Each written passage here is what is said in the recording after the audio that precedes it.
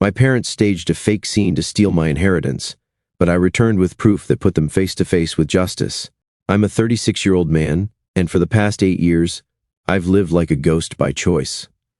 I cut off my entire family after something happened that I never thought I'd be able to come back from. It wasn't just a fight or a falling out, it was a total erasure. I didn't even tell most people in my current life the real story. I usually just say I don't talk to my family and leave it at that. My girlfriend of 2 years thinks it was just your average dysfunctional situation. She didn't know the full truth yet, not until recently when something I stumbled across online forced it all to come back up again. Back when I was 28, I got caught up in something I didn't see coming. My cousin, who I grew up with like a brother, got himself into legal trouble, drug-related. Instead of owning up to it, he decided to throw me under the bus. The police showed up at my apartment with a warrant, claiming I'd been involved in possession and distribution. I had nothing on me, obviously, and I kept everything clean, but they had a statement from someone pointing fingers. My cousin.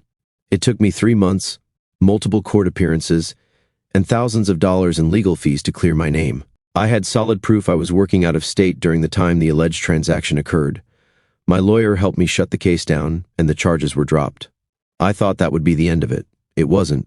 My parents didn't believe me. They sided with my cousin, saying I must have done something wrong to get involved with the police in the first place, that I was dragging the family's name through the mud. They even accused me of forging my own alibi. That broke me in a way nothing else had. I wasn't perfect, but I'd never done anything to make them distrust me like that. The worst part was that my father was the one who bailed my cousin out of jail, and after the case was dismissed, I found out he'd updated his will, removing me entirely. My mother followed right after. After that, I was done. I packed my bags and moved across the country without telling a single soul. New state, new phone number, new everything. I started from zero, taking every job I could find. Tech support, delivery, cleaning out old computers for resale. I didn't have much, but I had peace. Slowly, things started to turn around. I opened a small tech repair shop, and within a couple of years, it took off. Nothing flashy, just steady clients and decent income. I met my girlfriend through one of those clients, actually. She came in with a busted laptop, we started talking, and things just fell into place. We moved in together about a year ago. She knows I don't talk about my family, and she never pushed. I kept it vague. A few weeks ago, we were hanging out in the living room after dinner. I was showing her how some old articles about tech startups used to exaggerate success stories, and for fun, I Googled my own name just to see what came up. I wasn't expecting much, maybe an old LinkedIn page or a blog I wrote once. Instead, I saw an obituary, full name, photo, my face, died 5 years ago. My jaw locked up. My girlfriend thought it was someone with the same name, but when I clicked on the link, it took me to a funeral home's memorial page. It listed a service held in my hometown, with my parents and my sister named in the details as the ones who hosted it. There were guest comments, too. Condolences, memories, people saying they couldn't believe I was gone. I didn't say anything to my girlfriend at first. I told her I needed to look into something and went into the other room.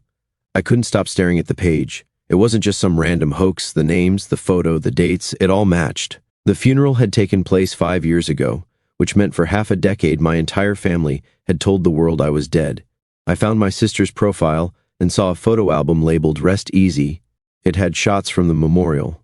Flowers, a closed casket, people hugging and crying, my cousin standing near the front, smiling like he was hosting a wedding. My parents had aged, but not by much. They looked composed. I couldn't use any of my real accounts, so I created a throwaway profile and sent friend requests to a few people I recognized from the funeral photos, mostly distant relatives or old classmates, just enough to look like a lurker. I found a high school friend who had commented under the album and sent a message asking if he really went to that funeral. He answered a day later, saying he was shocked to hear from me. He said he thought it was some elaborate prank at first, but saw my name on the program, saw my parents giving speeches, and figured it had to be true. He said the story they told was that I died during a solo hiking trip, fell, and my body was never recovered, but they held a memorial anyway. That's when I knew something was seriously wrong. I called an old friend of mine who now works as a legal consultant and asked him to dig into any public records, death certificates, insurance claims, anything with my name. He came back with nothing. No record of a death certificate ever being issued, no obituary in any legal newspaper, just this online page, and a bunch of people believing a lie. So now I knew my family didn't just cut me off. They buried me publicly, told people I was dead, and they never thought I'd find out. I'm not going to confront them yet. I'm going to figure out why they did it first. I kept using the throwaway account to watch from a distance. I followed my sister first, then a few cousins and some family friends. Most of their profiles were public enough that I didn't need to friend anyone. I just needed to see what they'd been posting in the years since the funeral. On my birthday last year, my sister posted a photo of an empty beach and wrote, "Thinking of you today." The year before that, it was a picture of a candle. Never anything specific, no cause of death, no stories about who I used to be, nothing you'd usually see when someone passes, just vague posts every once in a while, like placeholders to keep the illusion going. I found a public post from a family reunion page with a few group photos and comments from extended relatives. My name popped up in a thread. Someone had written, "Wish he could have been here, gone too soon." That was it. It was all surface-level grief, no details, nothing you could verify. It made it harder to tell what anyone actually believed. I called the funeral home using a voice masking app and didn't give them any identifying info. I said I was doing a genealogy project and had found a service listing for someone with my full name. The person on the phone confirmed they hosted a closed casket tribute 5 years ago. They didn't have a death certificate, no coroner's record, nothing. It was booked as a symbolic event, no legal documentation, just a private memorial. That meant my parents never filed anything official. They didn't declare me dead through any court or government office. Later that week, someone messaged the throwaway account. It was a woman who used to live on our street when I was growing up. She said she recognized the profile photo I used, a blurry image of a park where we used to hang out. She asked if I was related to me, using my full name, and said she remembered the funeral and how strange it all felt. She told me my mother had gone door to door in the neighborhood, saying I died during a solo hiking trip, no body recovered, and that they didn't want to burden anyone with the details but felt a memorial was needed for closure. I asked my lawyer friend to help me check if any life insurance claims were filed in my name.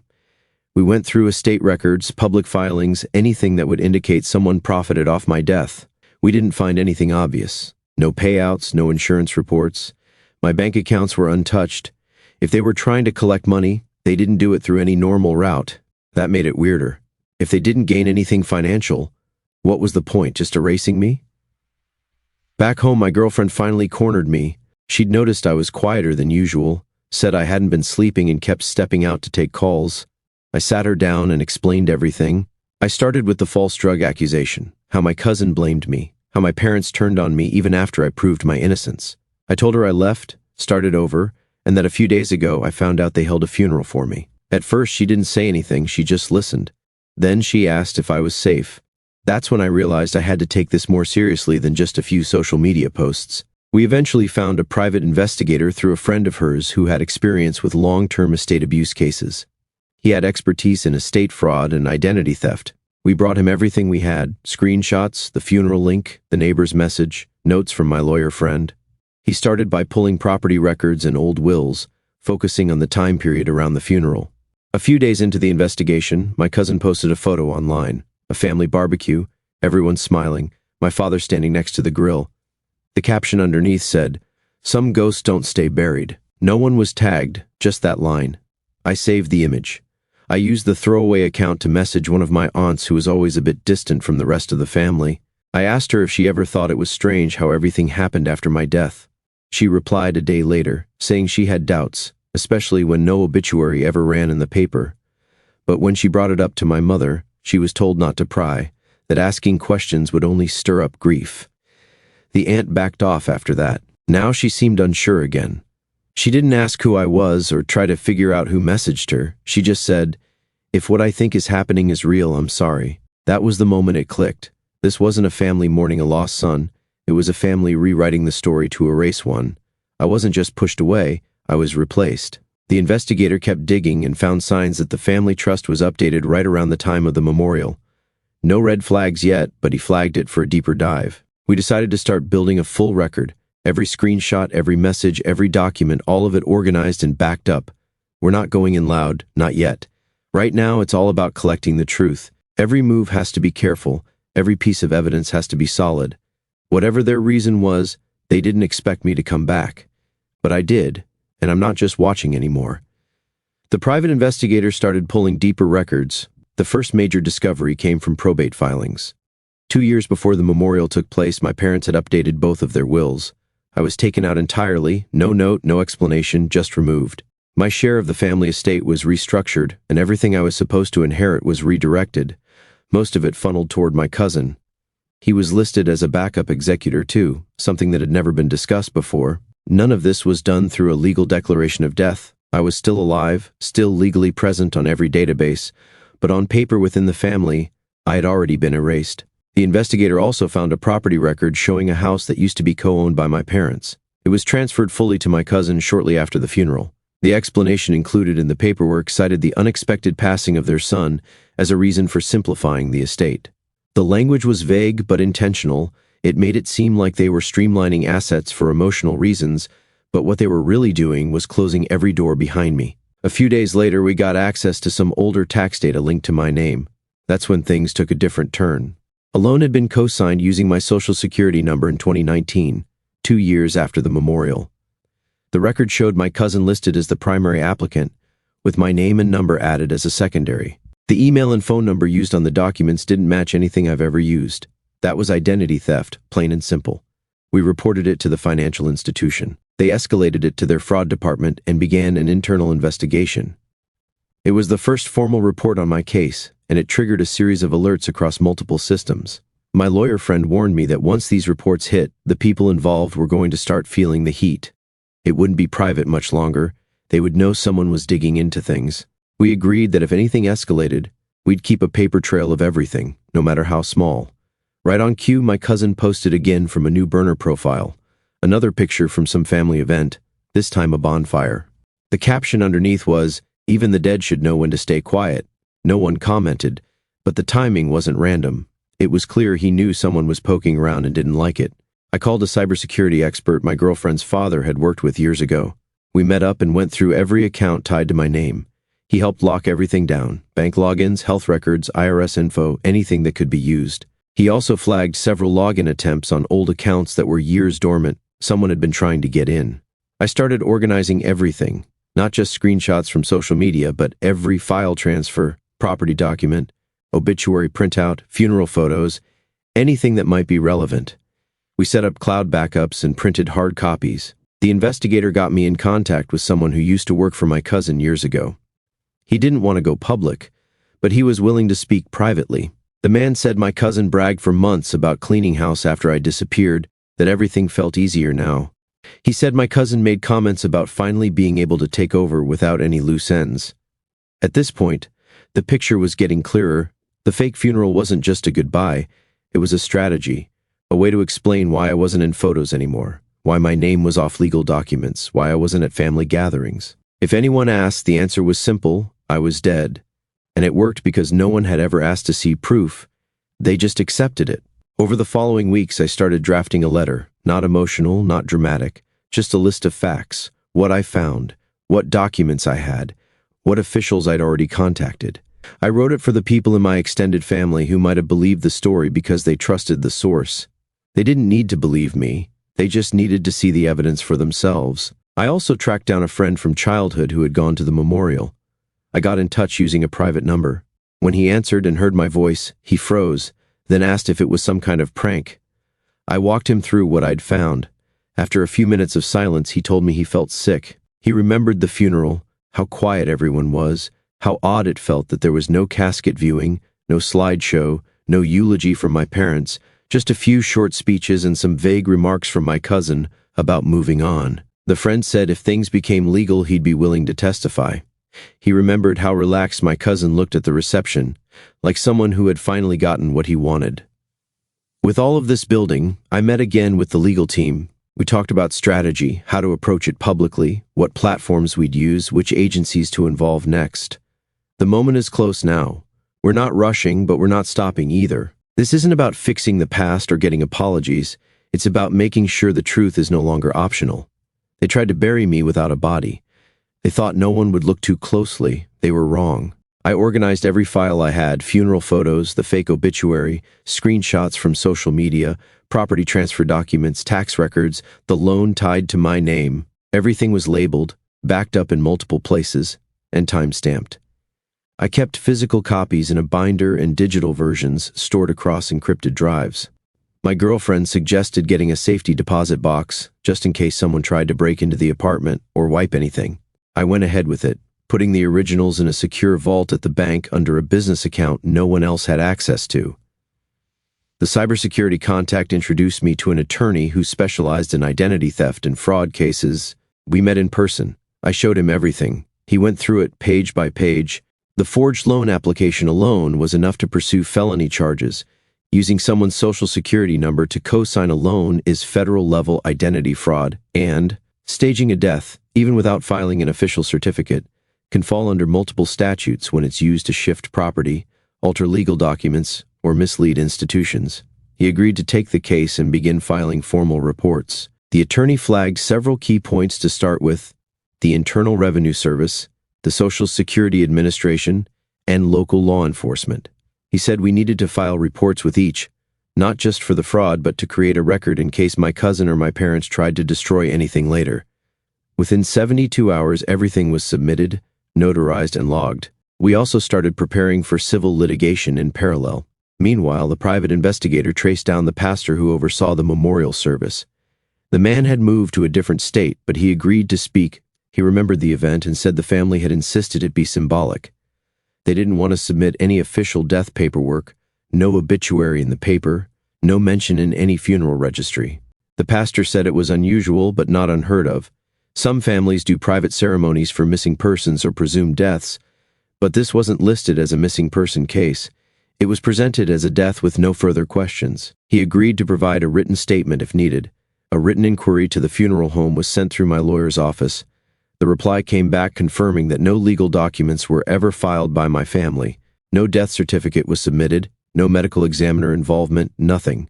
Just a rented hall and a payment for flowers and refreshments. There was no legal death, only a story they kept repeating until people stopped asking. One of my aunts, the same one I messaged weeks ago, reached out through a new email she created. She said she wanted to meet in person. We agreed to meet at a small cafe in a different part of town. She showed up wearing sunglasses and looking over her shoulder. It wasn't for drama, she genuinely seemed nervous. We sat down. She told me she never fully believed the story. My parents had said I went on a solo trip and disappeared. No body, no police report, just gone. She asked for proof at the time and was told not to push it. She said things shifted quickly after that. My cousin was suddenly part of everything: family finances, legal meetings, the house. She remembered the moment someone at a gathering called my cousin the one who stepped up. That phrase stuck. The timeline matched everything I had on paper: the will changes, the property transfer, the new role he had in the family trust. She didn't know about the forged loan or the social security number or the fake co-signing, but once I told her, she didn't argue. That night, I got a voicemail from an unknown number I hadn't blocked yet.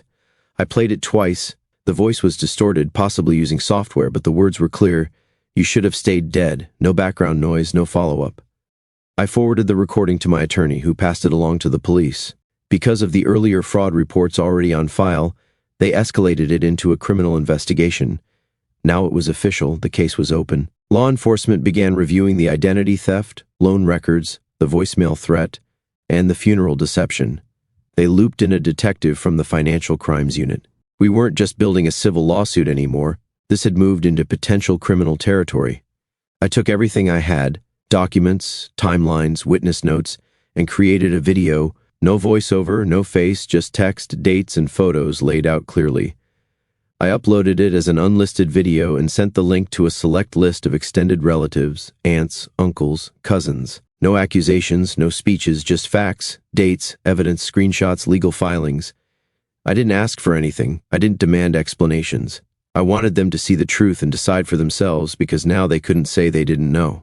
And once someone sees something with their own eyes, it's a lot harder to pretend it didn't happen. Within 3 days of sharing the unlisted video, emails began trickling in from relatives I hadn't heard from in over a decade.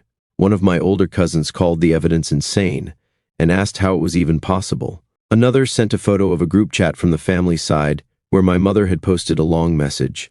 In it, she claimed I was trying to divide the family with lies and accused me of trying to destroy my cousin's life out of jealousy. Then she wrote, "He's doing this to tear us apart, just like before." That message had sparked over 50 replies in the group, mostly confusion. One uncle asked why there had never been a real obituary if I was supposedly dead. My lawyer received a cease and desist letter from a legal firm representing my parents. They claimed I was spreading false information and defaming the family name. The letter was full of dramatic phrases like emotional warfare and digital harassment. My attorney didn't flinch. He replied with a single line, "We are prepared to defend every claim under oath. Let us know when your clients are ready." No response came after that. Instead of backing down, we filed for sworn depositions. My attorney formally requested interviews under oath from both of my parents and my cousin. It wasn't a lawsuit yet, but it was a clear step toward one. That same week, my cousin posted a photo of a stormy sky with the caption, "Some things don't stay buried without reason." Then all his profiles vanished, deleted, no trace. He scrubbed everything, Facebook, Instagram, even his LinkedIn. He didn't just block people, he disappeared from the internet completely. We got final confirmation from the funeral home after a follow-up request. There was no death certificate, no official report, no city-issued record, just a private booking for a memorial under my name. We also checked with local and state records. Nothing had ever been filed declaring me dead. There wasn't even a note in the police database about a missing person. It was all theater. The obituary they used wasn't from any newspaper or official registry. It was a free template from a memorial website where anyone could upload a name and a short paragraph. No verification required, no editor, no oversight, just type and submit. That's all it took to convince an entire community I was gone. We sent a full copy of our findings to my cousin's employer. He worked at a large finance firm that handled private portfolios and risk assessments. In the packet, we included screenshots of the forged loan tied to my name, the Social Security misuse, and the funeral event details. A few days later, the firm opened an internal audit. By the end of the week, he was out, fired for violating company policies regarding integrity and failure to disclose involvement in an active legal investigation. We didn't hear anything from him after that. One of my former high school teachers saw a vague post about a fake funeral story going around and connected the dots. She emailed me directly, offering to provide a character reference. She said she remembered how close I was with my cousin back then and how strange it had felt when I vanished. She agreed to write a formal statement for my attorney. The next blow came by mail, a letter from my mother sent to my business address. It wasn't an apology or any sort of explanation. It said, "You made us choose, and we chose the one who stayed." No mention of the staged funeral, no denial, just a cold final line. I handed it to my attorney and had the address permanently blocked from my mailing list. She won't be able to send anything again. Based on the voicemail, the identity theft, and the risk of retaliation, we filed for a restraining order against my cousin. The judge reviewed the case file and granted it on the same day. He's legally banned from contacting me, showing up at my home or business, or attempting to reach my girlfriend in any way. My girlfriend's parents found out everything after seeing a court notice on her kitchen counter. Her father, a retired judge, called me the next morning and asked for a copy of the documents. He offered to help review the filings and make sure we didn't miss anything on the procedural side. That night, we went over the structure of the coming case step by step. From there, we started building toward criminal charges. This wasn't just about one forged document or a fake story. This was years of deception, stolen identity, financial manipulation, and threats. My name had been used, my image, my number, my life. The silence around it was no longer safe for anyone. What started as a private betrayal had turned into something much bigger, and it wasn't staying hidden anymore. The court issued formal subpoenas for my parents and cousin, requiring them to appear and respond under oath to charges related to property fraud, identity theft, and financial misconduct. My lawyer served the papers through a court-appointed process server to ensure everything was airtight. Less than 48 hours later, my cousin sent out a mass email to a handful of extended relatives. In it, he claimed I was mentally unstable, suggested I had fabricated the entire thing, and even accused me of manipulating legal systems to ruin the family. The email was forwarded to my legal team within an hour and immediately filed as part of our case. It was clear he was trying to turn the family against me before things reached court. The family started to split down the middle. A few relatives reached out quietly, saying they were sorry for not asking more questions when the memorial happened. They admitted they'd believed the story because it came from my parents. Others stopped replying entirely. One uncle said he had asked about inconsistencies at the time but was shown a document, a printout from the fake obituary site, and told not to stir up grief. He now realized that document wasn't legal proof of anything. My attorney filed a request for a full forensic audit of the family trust. The court approved it. A team of accountants went through every transaction linked to the estate in the 5 years since the funeral. They uncovered almost $200,000 in transfers that had no clear explanation. The money had been funneled into a shell company registered under a fake name, with a business address tied to a property my cousin used to rent. We traced that company back to a dissolved entity connected to a side venture he had shut down during the same period. We filed a motion to begin the process of having my cousin removed from all trustee roles pending review. The motion also included a demand for restitution. Every dollar he pulled from the trust post-funeral would need to be accounted for and returned. We submitted copies of the audit report, the shell company's registration trail, and screenshots of transactions as evidence. The situation escalated again when my father, apparently furious after learning about the court filings, showed up unannounced at my girlfriend's workplace. He didn't go there to talk, he went there to make a scene. He approached the front desk, demanded to speak with her, and started raising his voice when security wouldn't let him through. Police were called, they escorted him out, and a formal harassment report was filed. Her workplace issued a no trespassing order and provided a copy to my attorney. We added it to the growing file of documented incidents. In between court filings, legal meetings, and evidence prep, I started attending therapy sessions. It was my girlfriend's idea. One session focused on what I had lost, not just money or legal standing, but something less visible, the illusion of family. I hadn't let myself think about it that way until the therapist walked me through it. I left that session understanding why none of this felt like closure.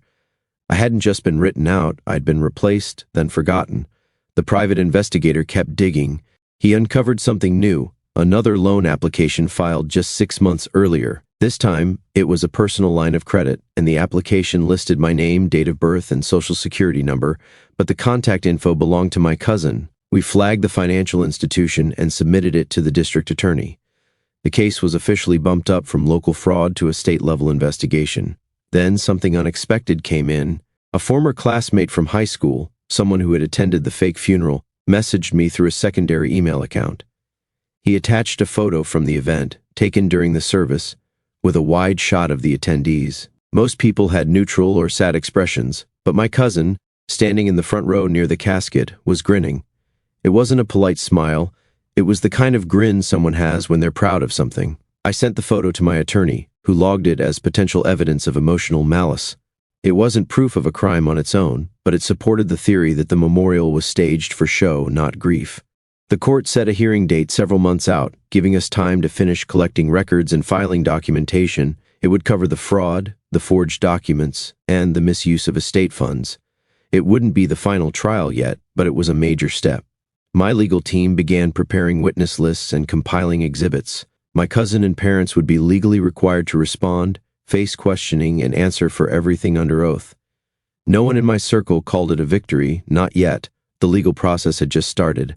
But the cover-up was done. The story they told was unraveling, and now, for the first time in years, the truth had a seat in the room. This time, it wouldn't be buried. My lawyer got word that my cousin had hired a criminal defense attorney, not a general lawyer, someone who specializes in fraud and financial crime. That confirmed it wasn't just noise anymore, this was real, and he knew it. Around the same time, the court approved our legal team's request for full subpoenas.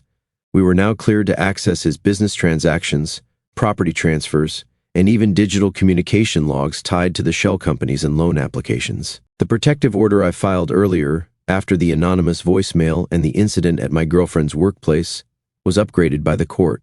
The judge reviewed the compiled evidence, including the police report from her office, and granted me extended protection. My father could no longer contact me or anyone in my household. The same went for my cousin. All future contact had to be routed through legal channels only. A week later, a former employee of one of my cousin's dissolved companies reached out to the private investigator. They didn't want to go public, but they were willing to turn over receipts anonymously. The documents showed thousands of dollars in purchases charged to the family trust, none of it business-related, high-end. Electronics, private travel bookings, even payments to a luxury car rental service, all tied directly to the shell company account. We forwarded it straight to the district attorney's office. It backed up the forensic audit and reinforced the case for embezzlement. Trial prep started picking up speed. I sat down with my girlfriend's father, the retired judge, and went over every detail of the timeline. We organized key moments by date, when the will changed, when the fake obituary was published, when the forged loan was filed. We created a 3-column layout for events, supporting documents, and corresponding witnesses. He walked me through mock testimony and legal procedures to expect during cross-examination. Around this time, two distant relatives contacted my lawyer and handed over physical letters that had been sent by my mother shortly after the staged funeral. The letters painted me as emotionally unstable and unreachable. In one, she wrote that I had vanished due to dangerous thoughts and couldn't be saved. Those words were used to explain why they held a closed casket tribute with no documentation. My legal team logged the letters as evidence of an orchestrated narrative designed to justify removing me from everything and silencing any questions about the lack of legal records. To protect against any attempts to attack my credibility, my lawyer arranged a full mental health evaluation by a licensed expert.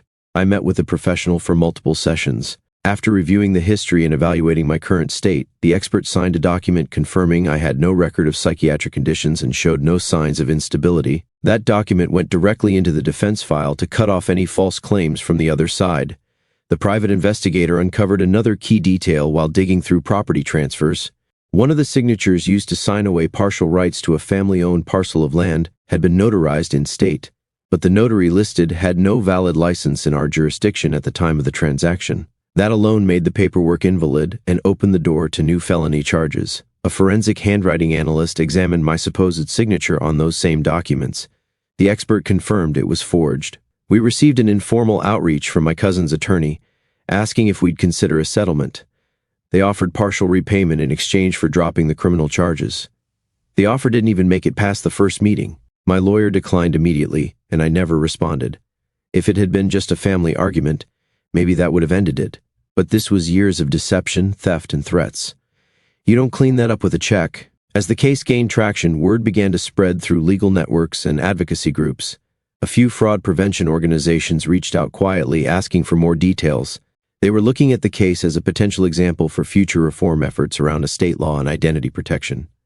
Then, right before deleting everything again, my cousin posted one final message. It wasn't direct, but it was clear. The past is better when left buried. Don't dig where you won't like the truth. The post was up for less than a day before he scrubbed every profile. We logged it as another digital threat and forwarded it to law enforcement. It joined the existing file with the voicemail and harassment report. The court set the official trial date. Charges included fraud, identity theft, embezzlement, and forgery. My parents were listed as witnesses. My cousin was the primary defendant. The process was almost at its peak now. Everything we'd built was leading to this. I'd prepared my statement. I'd seen the evidence. What happened next wasn't about revenge. It was about making sure this doesn't happen again. The courtroom was nearly full by the time the trial began. There were the expected legal teams, a few family members, and a handful of silent observers, some from the legal field, some from advocacy groups that had taken interest in the case. Cameras weren't allowed, but the energy in the room said enough. The case had picked up attention, not for headlines, but for how quietly and deeply someone could be erased without legal death. I was called to the stand early. The court clerk swore me in, and I gave a detailed account. No emotion, just facts. I walked through the timeline, starting with the false drug accusation, how I moved away, how I found the fake obituary, and what came after.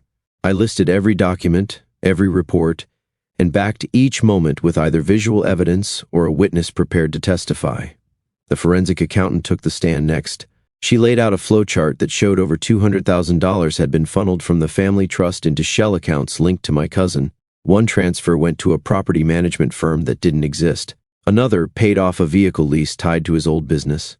A third bounced between 3 accounts before disappearing into an offshore holding in Belize. She closed her presentation with documents showing how those funds were never disclosed in estate filings. The aunt who had spoken to me months ago stepped up next. Under oath, she testified that after the funeral, she had doubts. When she asked for clarity, she was told by my parents that no questions would bring peace, and that he's gone, don't make this harder than it already is. She admitted she believed them for years because no one ever questioned a closed casket. The judge asked her to confirm whether she was ever shown a death certificate or obituary in a newspaper. She said no. My childhood friend followed. He spoke about the memorial, how it felt strange that there were no detailed eulogies, no slideshow, and how the atmosphere felt rehearsed. He remembered my cousin joking at the reception. He hadn't thought much of it then, but seeing the evidence now, it didn't sit right. The cybersecurity expert testified next. He provided a technical breakdown of how my identity had been used repeatedly after my supposed death. There were email addresses created in my name, attempts to access my credit history, and multiple loan applications. He traced the IP addresses back to networks used by my cousin and showed login attempts on one of my oldest digital accounts from a city I'd never been to. The funeral home administrator was brief but clear. There was no record of any legal paperwork filed for a death. No death certificate was submitted. The family had requested a symbolic service. The casket was sealed and never opened. There were no requests for funeral insurance or burial arrangements. Just a hall rental, flowers, and catering. When my cousin was questioned directly about the forged signatures and financial transfers, he dodged most answers. He claimed not to remember certain details. The judge issued a warning. When he hesitated again, the judge threatened contempt. That shut down the stalling tactic, but it didn't stop what happened next. Mid-trial, his defense attorney stood up and asked to withdraw from the case. He told the court, on record, that his client had withheld key information and submitted altered evidence. The motion was accepted. My cousin was left without legal counsel while the court paused for an emergency review. My parents never appeared in person. Instead, they submitted written statements. The problem was that their statements contradicted past emails and testimonies. One claimed I had refused to be found, while the other said I had sent a final message saying goodbye. Neither version matched the timeline of the fake obituary or the photos posted after the memorial. Both statements were entered into evidence under cross-examination. The judge responded by issuing an immediate injunction. Neither my parents nor my cousin could access any funds, assets, or estate properties tied to my name. Bank accounts were locked. Transfers were halted. The court also approved a search warrant for my cousin's residence. The search took place the next morning. Investigators found printed copies of forged documents, multiple altered identification cards with my name and his photo, and a burner phone with call logs matching the timeline of the voicemail threat I had reported months earlier. With that discovery, his bail was revoked. He was taken into custody that afternoon and would remain there until sentencing. The judge scheduled a restitution hearing to finalize the financial penalties. A date was also set for criminal sentencing. The court made it clear accountability was coming, not just for stolen money, but for the entire deception, fake death, identity theft, emotional manipulation, and financial fraud. I left the courthouse without saying anything to the few relatives who lingered in the hallway. There was nothing left to explain. I wasn't looking for closure. I was looking for truth in a room where it finally mattered. And for the first time in years, I didn't have to prove I existed. I just had to show up. At the restitution hearing, I was asked to speak. The courtroom was quieter than it had been at any point during the trial. I didn't use dramatic language or dwell on emotion. I explained what it meant to have my identity stripped, not by strangers, but by people who had raised me. I listed dates, actions, outcomes. I described the fake funeral, the stolen funds, the forged documents. I kept it clear, they didn't just try to remove me from the family. They tried to remove me from existence. The judge gave his ruling. My cousin was found guilty on all charges: identity theft, fraud, and document forgery. The sentence was 7 years in state prison, no early release, no plea deals. The court stated that his actions weren't just illegal, they were calculated and sustained. He was led out of the courtroom in cuffs without looking back once. The court turned next to my parents. While they weren't charged criminally, the judge found them financially liable for enabling the fraud. They were ordered to pay restitution totaling over $300,000. The money included trust fund mismanagement, damages related to false reporting, and penalties for obstruction during the investigation. Payment was to begin immediately, with property liens issued to secure compliance. The family trust, which had been gutted and rewritten years ago, was officially dismantled. A third-party financial administrator was appointed to rebuild it from scratch under court supervision. All disbursements were frozen until a full audit was complete. Every transaction from the past decade was now under review. The judge also granted a permanent no-contact order against both of my parents. This was based on their involvement in creating the fake death narrative, forwarding deceptive letters, and emotional manipulation used to keep extended family silent. They are barred from contacting me or any member of my household, directly or indirectly, for the rest of their lives. All future communication must go through my legal team. As part of the sentence, the court ordered my cousin's business license to be permanently revoked. His name was flagged across state and federal registration databases. The judge also required that a formal legal statement acknowledging his crimes be published in a public registry tied to professional conduct. It wasn't about shame, it was about public record. Anyone who looked him up would see the facts. A week later, I agreed to an interview with an independent journalist. It wasn't a big outlet, and I didn't want sensationalism. The focus was on identity abuse inside families and how the legal system responds to that kind of fraud. I reviewed every quote and chose what to share. The story ran quietly but spread fast through legal forums, nonprofit groups, and survivor circles. I wasn't anonymous anymore, but I was in control of the story this time. A small documentary team reached out after reading the article. They weren't focused on drama. Their goal was to build a resource for education, law reform, and survivor advocacy. They wanted to include my story in a broader project aimed at fraud prevention. Something for legal students, social workers, and policy teams. I agreed to contribute under strict terms, no recreations, no editing without consent. My girlfriend, who had stood by me through the entire ordeal, booked a short getaway, just the two of us. No screens, no documents, no meetings. I said yes. We scheduled it for the end of the month, just after the final paperwork would be filed. The day before we left, one last message slipped through. It came from a burner email address. The subject line was blank. The message said, "You were dead to us the day you stopped playing your part." It was from my mother. I forwarded it to my attorney and deleted the address permanently. That was the last contact I would ever accept. I filed a legal name change the following week. The process took 2 court visits and a published notice. I chose a new last name, not from blood but from meaning, a word that signified survival, endurance, and rebuilding. The change was approved with help from a legal nonprofit that supports identity abuse victims. I launched a small foundation. It provides resources for people erased by their own families, whether through false death, financial manipulation, or legal sabotage. We offer document review, referrals to specialists, and assistance navigating recovery. The first email we received was from someone whose parents had tried to declare them mentally unfit to gain access to an inheritance. I wrote a public essay and published it through the Foundation's blog.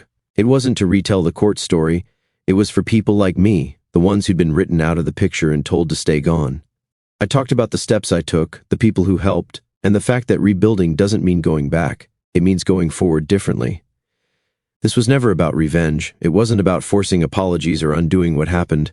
It was about refusing to disappear, about saying no to silence. And now, for the first time in a long time, I'm fully alive.